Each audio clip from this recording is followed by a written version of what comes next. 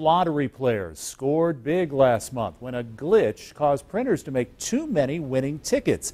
The question is, will all those winners ever get paid? Yeah, that's what they want to know for sure. And there was a meeting last month, and the Lottery Commission decided to put money onto the side that would cover these winnings.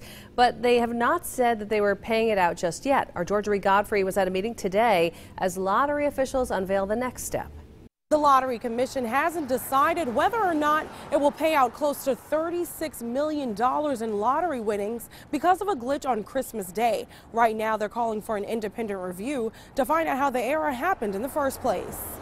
No other business was discussed and no actions were taken in the executive session. Members of the South Carolina Education Lottery Commission are taking it slow as they try to determine what went wrong.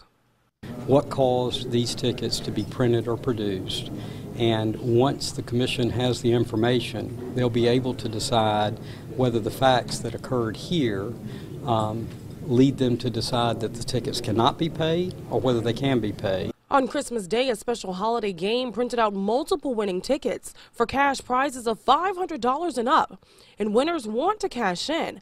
But the law says the lottery cannot pay out winnings earned because of an error. So now the commission has to decide what that means. What kind of error forfeits a ticket? Yeah, I think they need to address this as soon as possible. You have people that I'm sure upon the news that they received the money were already making calls and making plans, and now they're no longer able to do so. So it is the responsibility of the South Carolina Education Lottery to take care of those people and the problem that they themselves caused.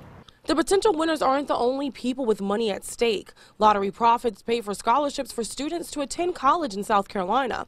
With the lottery now potentially on the hook for an unexpected $36 million, the scholarships could take a hit.